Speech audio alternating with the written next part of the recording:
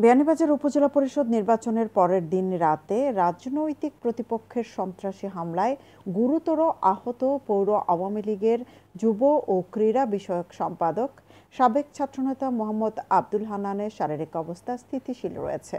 শনিবার দুপুরে তার পায়ে অস্ত্রোপচার সম্পন্ন হয়েছে। বিষয়টি নিয়ে সার্বক্ষণিক খোঁজ খবর রাখছেন স্থানীয় সংসদ সদস্য নুরুল ইসলাম নাহিদ। আহত মোহাম্মদ আব্দুল হান্নান সিলেট ওসমানী মেডিকেল কলেজ হাসপাতালে চিকিৎসাধীন রয়েছেন। বিয়ে, ওয়ালিমা, গায়ে হলুদ সহ পাঞ্জাবি, শেরওয়ানি ও শাড়ির নির্ভরযোগ্য প্রতিষ্ঠান নবাব শেরওয়ানি অ্যান্ড ইভেন্ট ম্যানেজমেন্ট, আজি শপিং কমপ্লেক্স, দ্বিতীয় তলা, বিয়ানীবাজার। উল্লেখ্য, গত বৃহস্পতিবার আনুমানিক রাত ৮টায় দক্ষিণ বিয়ানীবাজারস্থ মোহাম্মদ আব্দুল হান্নানের মালিকানাধীন জান্নাত টেলিকমের আশপাশ এলাকায় ২০ থেকে ৩০ জনের সংঘবদ্ধ সন্ত্রাসী তাকে একা পেয়ে আগ্নেয়াস্ত্রের মুখে জিম্মি করে। পরে তারা দেশীয় অস্ত্র দিয়ে পিটিয়ে ২ পা, হাত ও শরীরের বিভিন্ন অংশে জখম করে মৃত ভেবে তাকে রাস্তায় ফেলে চলে যায়।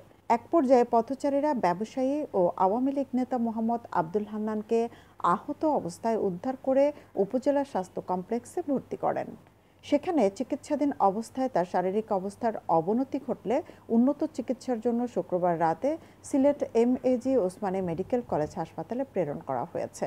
দায়িত্বরত চিকিৎসকরা জানিয়েছেন, তার শরীরের কয়েক স্থানে অস্ত্রোপচার করা লাগতে পারে। আহত আব্দুল হান্নান বলেন, এখনও আমার শারীরিক অবস্থা ভালো নেই, একটু সুস্থ হলে থানায় মামলা করব। বিয়ানীবাজার থানার অফিসার ইনচার্জ দেবদুলাল ধর বলেন, পুলিশ বিষয়টি খতিয়ে দেখছে, এখনও লিখিত অভিযোগ পায়নি, অভিযোগ পেলেই আইনানুগ ব্যবস্থা গ্রহণ করা হবে। সৈয়দা আখি হক, এবিটিভি।